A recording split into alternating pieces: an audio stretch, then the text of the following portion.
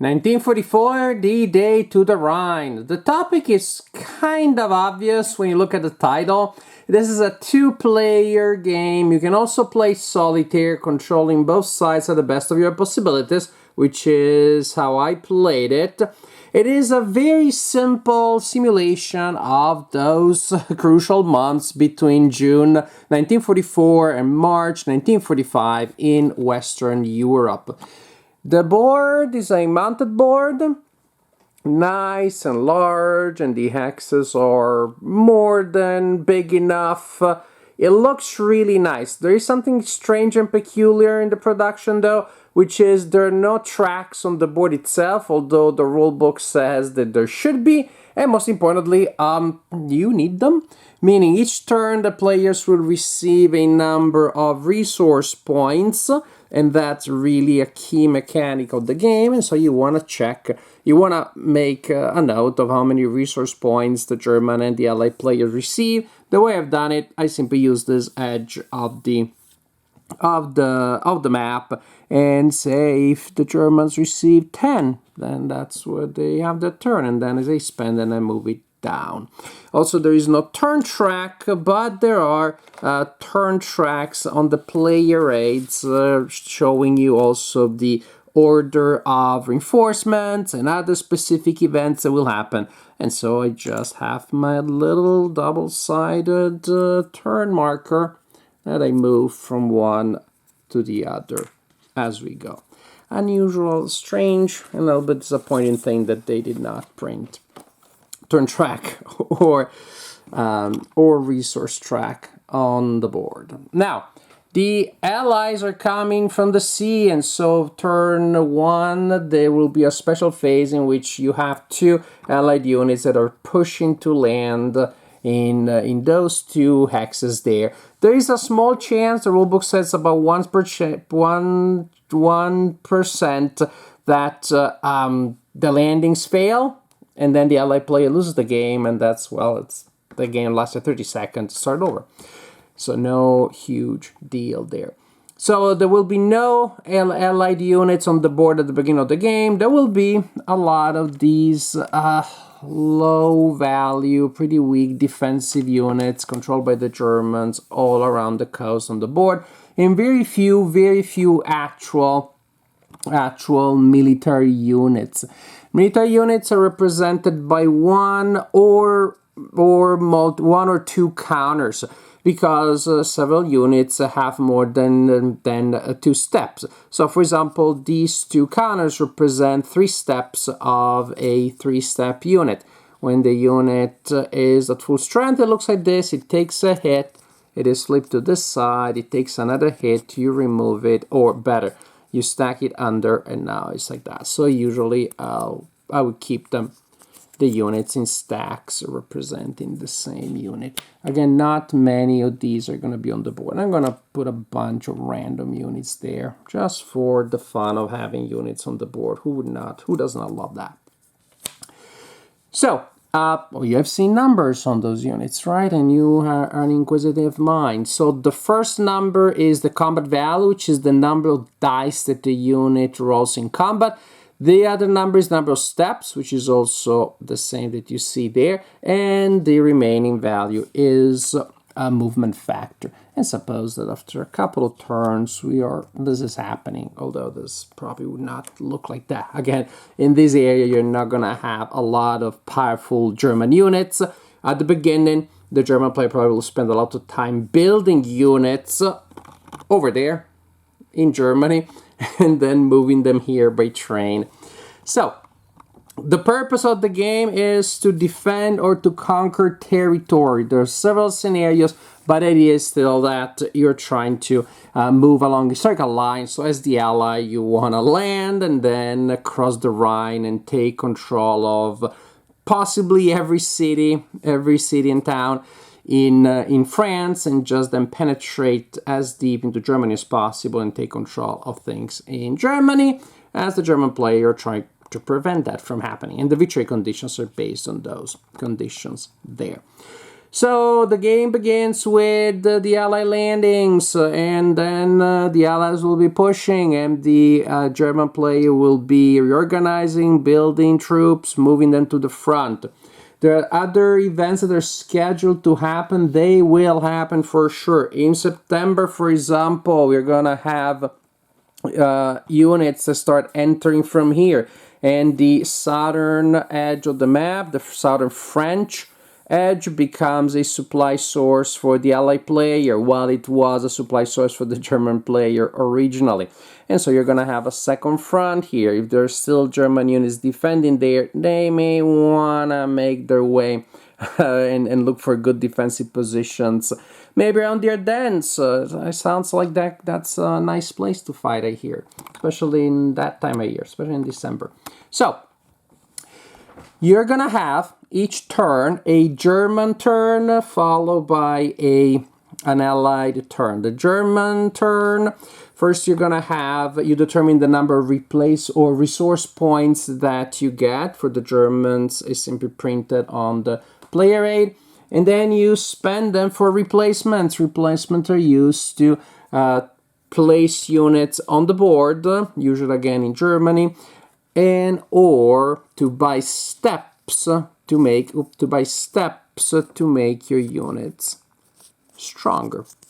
But you want to also save some for actually activating units. After the replacement phase, the active player, the German player first in a turn, then spends them to activate units. What is really interesting is that you can activate units in any order you want for movement and or combat. Each movement and combat costs 1 resource point.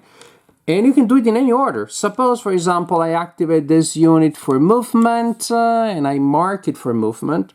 And then I activate this one also for movement, and I mark it so. And then I decide to activate them for attack. That would complete the activation, because once they move and attack, they're done. And I spend a resource point. For a resource point, you can have units from the same group attacking together, so it would cost me a single resource point to have these two attacking that one, and I resolve combat.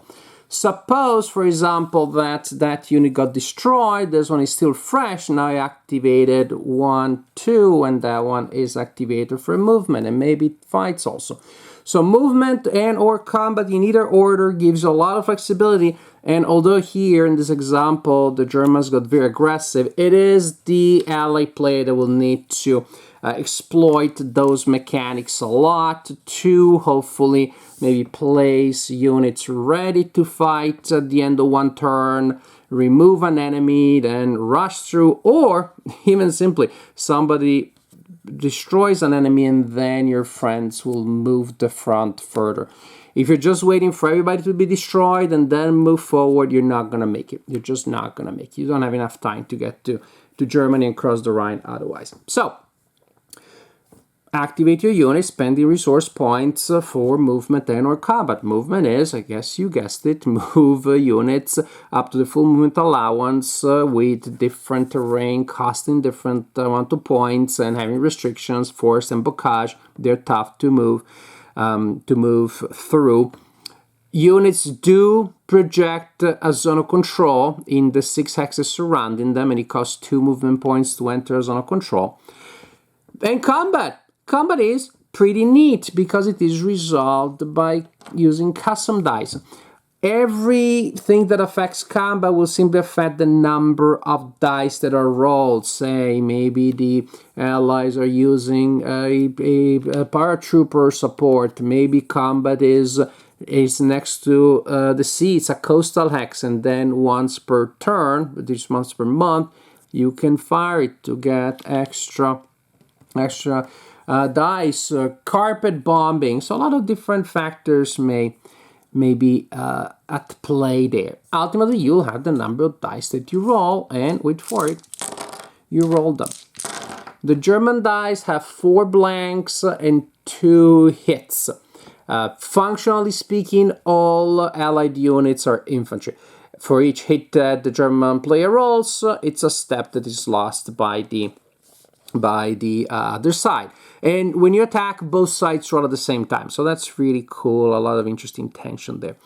The combat dice for the ally player have 3 blanks, and then they have an infantry symbol, tank, and aircraft. The infantry is always a hit against infantry. That's it. The tank symbol, if you're attacking a tank, it's a hit against the tank. Otherwise, it can also count as a hit against infantry. Aircraft will count as a hit against tanks or infantry, but only in months when the weather is not overcast, which means every month other than December and January. Again, you have a marker to tell you about the weather, but there's no place on the board to place it. However, the player right here reminds you that there are 2 overcast months. Again, the player that you're gonna use as a turn track. So, pretty simple. Roll the dice, and depending on who's there, the enemy you're facing, the time of the year, then different things will happen, but it's a very simple, very intuitive mechanism. You also need to take care of supply, of course, which is very important because if a unit is out of supply during movement, it has reduced movement. There's no negative effect for supply against combat, but also if a unit is out of supply at the end of a player's turn, German's player's turns or Allies' player's turns, the unit is eliminated. So that's it can be pretty brutal, and the ally player really, if possible, will try to surround German units as much as possible. Pretty simple, huh? Land your allied units and then start playing. Each turn, each player will receive replacement points, will spend them to get replacements, to rebuild units or to strengthen units that have been weakened, and then the players spend resource points to move and or attack. I should have mentioned the number of resource points for the ally players, not fixed. There is a number of points that is allocated by the turn track, but then you also get extra ones for liberating and taking controls of ports, and those are very good and very useful.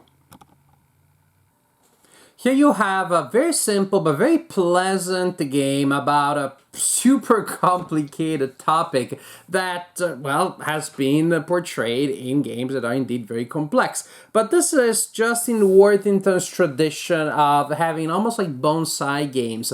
They take these super very complicated games and they distill them into the essentials.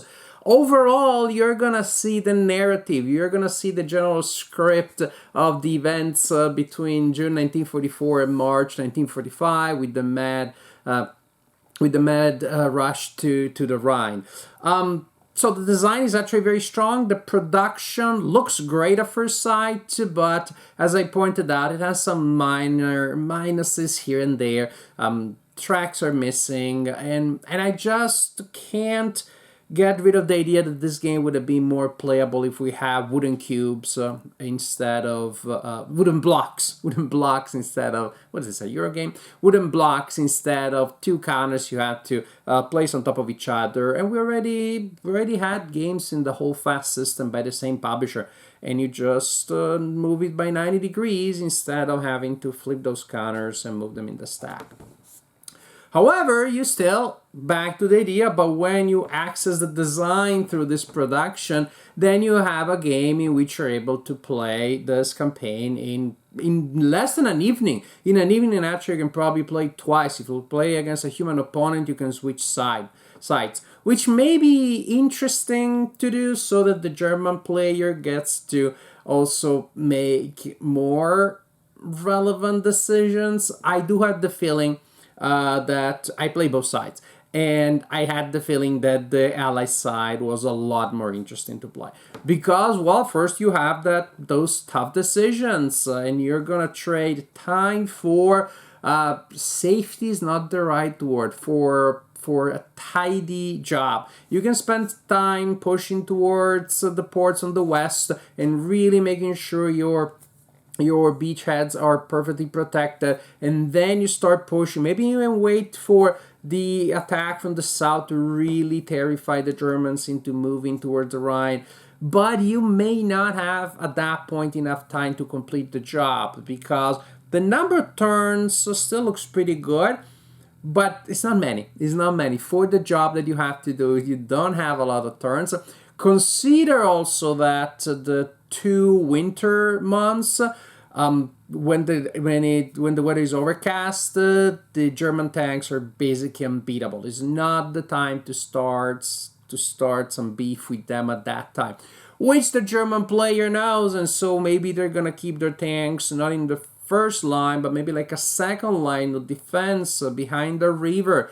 So timing it so that that will slow down the LA player for maybe 2 months if they don't want to launch some crazy attacks. But there are so many different ways in which the LA player can try to figure that out. Maybe the attack from the south, instead of going up and connecting with the north, will immediately push towards southern Germany.